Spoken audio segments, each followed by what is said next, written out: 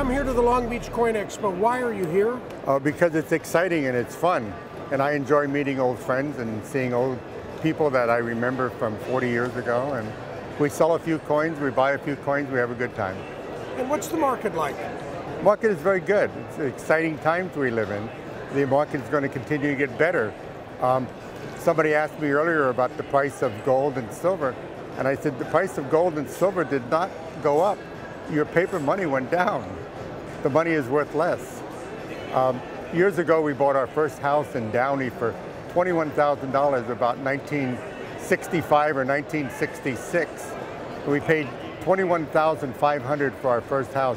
Today, we have a little bit bigger, a little bit nicer house, but the taxes are $21,000 a year. So the taxes are greater for 1 year than what we paid for our first house.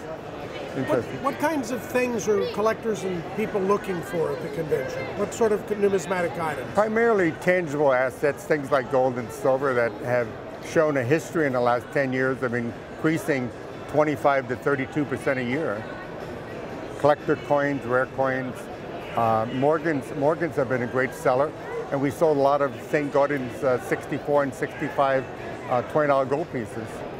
And what's your predictions for the upcoming year? What's the 2012 going to be like for the coin hobby?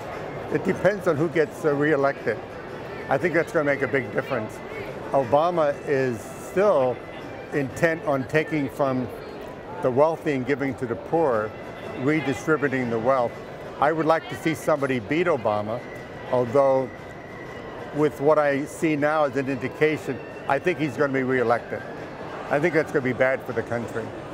Right now, the debt ceiling is $16.4 trillion. When he took office, it was something like $9 trillion. The government's spending 42% more than they take in every year, and they have to borrow that money. And so I think that you're going to see higher and higher gold and silver prices. You've always had good ideas about the coin hobby. What are some of the things that you think the trade and the hobby need to help be strong in the future? I like educating the youth. I think the young people today, the boys and girls coming up, if we can educate those folks and teach them about the benefits of collecting, they'll be less likely to get involved in drugs and gangs, and they'll have a very positive place to put their energy. I like educating the youth today. And you've been in the business for quite a few years. Tell me one of your best deals, your most exciting trades that you ever did. Well, I think the exciting time I spent a year working on the Redfield collection up there with LeVere Redfield after he passed away. I'd actually sold him some coins before he died. And he was an eccentric guy that had a lot of money. He actually owned land from downtown Reno all the way up to Lake Tahoe. And when he passed away, the estate was selling the coins to pay the taxes on the land. They had to pay the taxes. And interesting story about LeVere, while he was alive, he used to like to play roulette. And he only played at one club. He played at the Nevada club because they only had 1 0 on the roulette wheel, where most of the clubs had 0 and double 0. And he'd be sitting there for 3 or 4 hours playing roulette, and the pit boss would come up to him constantly, LeVere, can we get you anything? Would you like anything to eat? Anything you want, we'll get for you. And he said, oh, I'll have a roast beef sandwich. And he'd sit there for hours, and at the end of the session, he would say to the pit boss, how much do I owe you? And the pit boss would get out his pencil and look at it. He said, you owe us $36,000 today. LeVere would open up his bib overalls and pull out the $36,000 and pay him. And as he's leaving, he would say to the pit boss, do you mind if I take that dinner roll with me?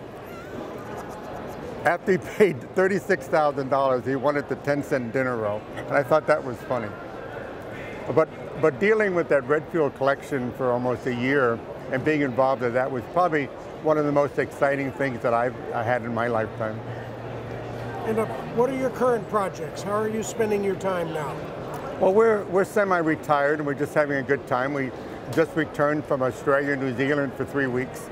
And what was fun about that was while we were going, our position in gold and silver went up about $60,000 just on the inventory we're holding.